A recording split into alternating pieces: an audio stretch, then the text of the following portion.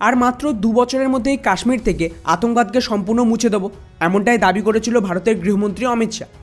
আর interesting বিষয় হলো এই একই সময় থেকে ব্যাক টু ব্যাক যে ধরনের অ্যাকশন নেওয়া হয়েছে তাতে এটুকু তো গ্যারান্টি যে বর্ডারের এপার হোক বা ওপার দুদিকেই সমস্ত জিহাদিদের মারার কাজ চলছে, বা বলা ভালো এদেরকে গোড়া থেকে উপড়ে ফেলছে। হালেই পাকিস্তানের ভেতরে বিরাট বড় একটা বম ব্লাস্ট হয় ভাওয়ালপুর মসজিদের রাস্তায়।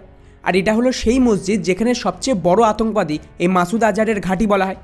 এই মসজিদ থেকেই কিন্তু সমস্ত আতঙ্কবাদীদের ট্রেনিং দেওয়া, ওদের রিক্রুট করা সহ সমস্ত অ্যাক্টিভিটি হতো।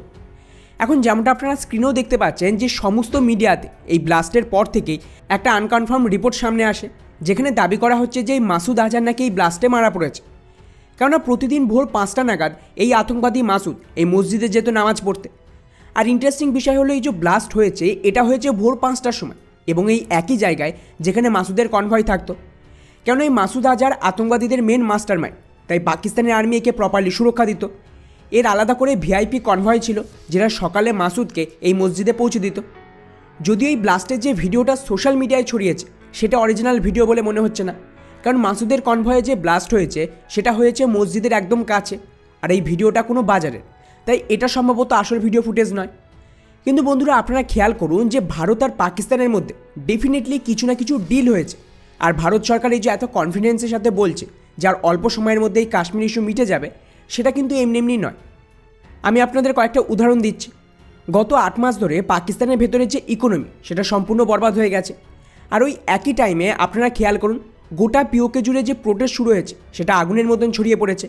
এবং গতকালই তো পিওকের যে মেন ইসলামিক লিডাররা রয়েছে, মানে ওখানকার যে মেন মসজিদ, ওদের যারা দায়িত্বে রয়েছে তাদের খোলা ধমকি ছিল যে এই লড়াই আমরা থামাবো না। এই একই টাইমে বালুচিস্তানে কি হচ্ছে আশা করি শুনেছেন। গোটা রাজ্যের লোক রাস্তায় নেমে বালুচ আর পাস্তুন মিলিতভাবে পাকিস্তানের আর্মির বিরুদ্ধে মোর্চা খুলে দিয়েছে। বিশেষ করে কিছু মাস আগে আপনাদের হয়তো মনে আছে যে ওদের যে স্বঘোষিত প্রধানমন্ত্রী বা বালুচ লিডার তিনি ভারতে আসেন, গঙ্গায় পুজো দেয়, ভারত সরকারের কিছু লিডারদের সাথে মিটিং হয় যেখানে বালুচিস্তানের ঘটনার পুরো বিবরণ দেয়। আর ওই সময় আমি এর উপরে ভিডিও বানিয়েছিলাম যেখানে ডেফিনেটলি কোনো না কোনো কনস্পিরেসি চলছে। আর ঠিক তারপরেই উনি যখন আবার ফিরে যান তারপরেই কিন্তু বালুচিস্তানের এই প্রোটেস্ট এত বড় আকার নিতে শুরু করে। আর এখন পাকিস্তানের যা পরিস্থিতি তাতে কিন্তু এই প্রোটেস্ট থামাতে না পারলে বালুচিস্তান বাঁচানো মুশকিল। স্পেশালি প্রোটেস্ট আগেও হতো, কিন্তু যেরকম এবারে হয়েছে ওরা সম্পূর্ণ কোঅর্ডিনেটভাবে রাস্তায় নেমেছে, তাতে ডেফিনেটলি বাইরে থেকে ফাইন্যান্সিয়াল সাপোর্ট রয়েছে। তা না হলে এতটা প্ল্যানিংয়ের সাথে এই সমস্ত কিছু এক্সিকিউট করা সম্ভব নয়। আর আশা করি বোঝাতে হবে না যে নন কাইনেটিক ওয়ার এখনকার মূল হাতিয়ার যে কোনো দেশকে ভাঙার জন্য। স্পেশালি সেই দেশের ইকোনমি যদি অলরেডি বরবাদ হয়ে গিয়ে থাকে তাহলে তো এটা খুবই সহজ।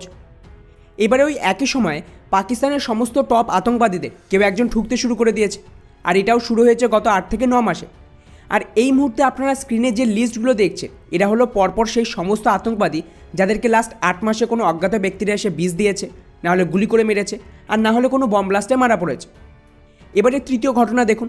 পাকিস্তানের একমাত্র প্রো ইন্ডিয়া নেতা নওয়াজ শরীফ, তাকে প্রধানমন্ত্রী বানানোর কথা প্রায় কনফার্ম।